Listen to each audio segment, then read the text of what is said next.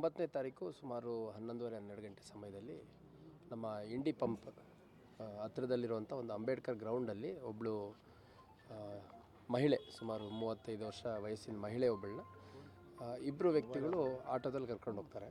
ಆಟೋದಲ್ಲಿ ಕರ್ಕೊಂಡು ಹೋಗ್ಬಿಟ್ಟು ಅವಳ ಜೊತೆ ಅನುಚಿತವಾಗಿ ವರ್ತನೆ ಮಾಡಿ ಮತ್ತು ಆಕೆ ಜೊತೆ ದೈಹಿಕ ಸಂಪರ್ಕ ಬೆಳೆಸಿ, ಆಮೇಲೆ ಆಕೆಗೆ ಸ್ವಲ್ಪ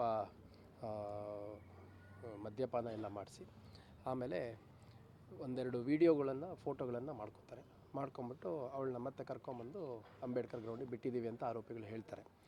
ಸೊ ಈ ವಿಡಿಯೋ ಮತ್ತು ಫೋಟೋ ನಮಗೆ ಕೆಲವು ಸಾರ್ವಜನಿಕರು ಕೊಟ್ಟಂಥ ಹಿನ್ನೆಲೆಯಲ್ಲಿ ಆ ಹೆಣ್ಮಗಳು ಯಾರು ಅಂತ ಫೈಂಡ್ ಔಟ್ ಮಾಡುವಂಥ ಪ್ರಯತ್ನ ಮಾಡಿದ್ವಿ.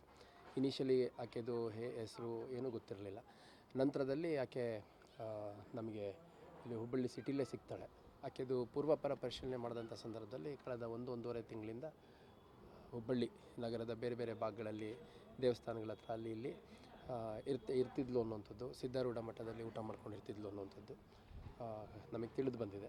ಅದರ ಹಿನ್ನೆಲೆಯಲ್ಲಿ ನಾವು ಪ್ರಾಥಮಿಕವಾಗಿ ಆ ಲೇಡಿ ಯಾರು ಅಂತ ಗೊತ್ತಿಲ್ಲದಿರೋಂಥ ಸಂದರ್ಭದಲ್ಲಿ ಒಂದು ಸೋಮೋಟೋ ಕೇಸ್ ತೊಗೊಳ್ಲಿಕ್ಕೆ ನಮ್ಮ ಅಧಿಕಾರಿಗಳಿಗೆ ಸೂಚನೆ ನೀಡಿದ್ದೆ.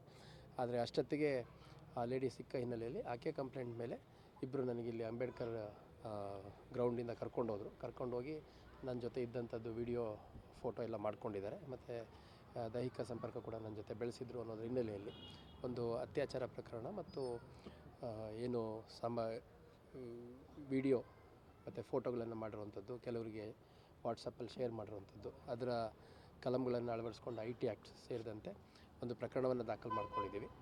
ದಾಖಲು ಮಾಡಿಕೊಂಡು ಆ ಪ್ರಕರಣದ ಪ್ರಮುಖ 3 ಆರೋಪಿಗಳು, ಇಬ್ಬರು ಯಾರು ಆ ಲೇಡಿನ ಕರ್ಕೊಂಡೋಗಿದ್ದರು, ಅದ್ರ ಜೊತೆಗೆ ಇನ್ನೊಬ್ಬ ಆ ವಿಡಿಯೋ ಯಾರು ವಾಟ್ಸಪ್ ಗ್ರೂಪ್ಗಳಲ್ಲೆಲ್ಲ ವೈರಲ್ ಮಾಡಲಿಕ್ಕೆ ಹಾಕಿದ್ದ, ಈ 3 ಜನ ಒಟ್ಟು ಶಿವಾನಂದ್, ಗಣೇಶ್ ಮತ್ತು ಪ್ರದೀಪ್ ಅನ್ನುವಂಥ 3 ಜನರನ್ನು ಅರೆಸ್ಟ್ ಮಾಡ್ಕೊಂಡಿದ್ದೀವಿ. ಇವರೆಲ್ಲ